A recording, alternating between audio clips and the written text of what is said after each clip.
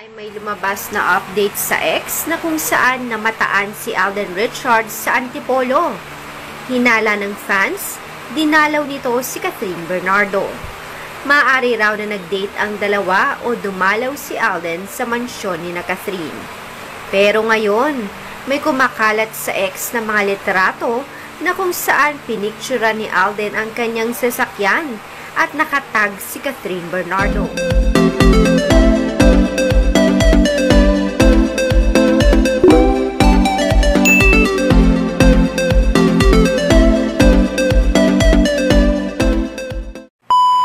Kahapon nga ay may lumabas na update sa X na kung saan namataan si Alden Richards sa Antipolo. Hinala ng fans, dinalaw nito si Catherine Bernardo.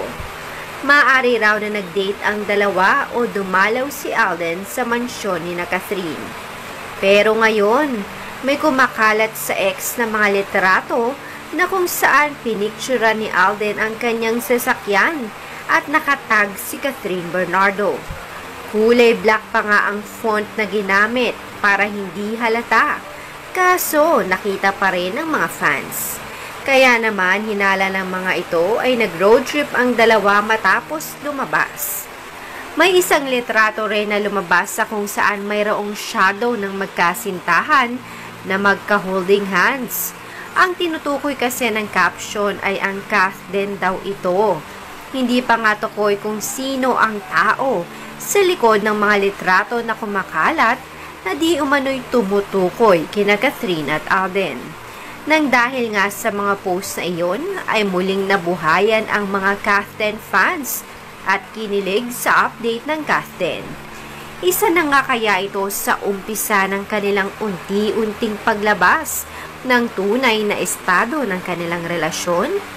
O ito na nga ba ang umpisa ng kanilang big announcement para sa atin? Inuunti-unti na nga tayo ng Catherine sa tunay na estado ng kanilang relasyon dahil sa mga maling impormasyon na kumakalat ngayon tungkol sa kanila at may mga ibang pangalan pang nadadawit. Papalapit na rin nga ng papalapit ang promotion at showing ng kanilang pelikula.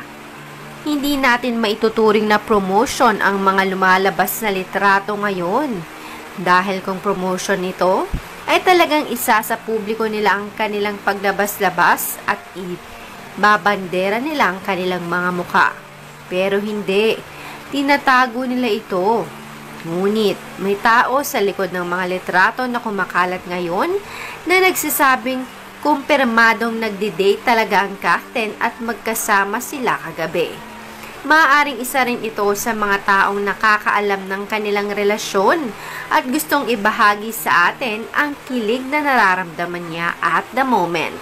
Kaya naman ngayon, kilig na kilig ang fans ng Catherine at umaasa na sana balang araw ay umamin na ang Catherine sa publiko sa tunay na relasyon nila.